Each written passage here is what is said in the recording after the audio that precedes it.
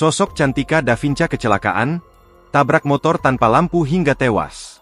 Kabar kurang sedap datang dari penyanyi dangdut belia, Cantika Davinca. Mobil yang ditumpangi oleh Cantika mengalami kecelakaan, hingga menyebabkan 2 remaja meninggal dunia. Kecelakaan maut itu terjadi di Jalan Raya Desa Tulung, yang menghubungkan Kecamatan Kawedanan dan Lembean di Magetan, Jawa Timur pada Jumat, 3 Oktober 2025, malam sekitar pukul 19.30 waktu Indonesia Barat.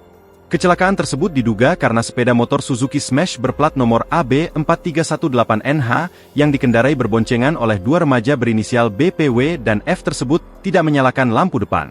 Kerasnya benturan menyebabkan BPW, warga Giripurno, Kecamatan Kawedanan, Magetan, dan F temannya, meninggal di tempat. Tubuhnya terlempar ke aspal dan sisi jalan. Tabrakan keras terjadi dan mobil Innova Reborn warna silver berplat nomor AE9CAN tersebut juga menerjang sebuah bengkel di sisi jalan. Cantika Davinca sendiri sudah tak asing di dunia hiburan Indonesia. Penyanyi dengan nama asli Imelda Naisha Ayudhya, Cantika ini lahir di Madiun, Jawa Timur pada 1 September 2007. Cantika saat ini baru berusia 18 tahun. Ia pertama kali dikenal luas melalui media sosial TikTok setelah membuat cover lagu Jangan Rubah Takdirku, milik Andmes Kamaleng.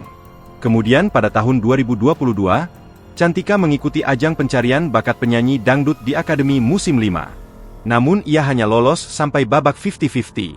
Cantika juga tergabung di manajemen DC Production milik Denny Caknan. Selain aktif menyanyi, Cantika juga merambah dunia peran.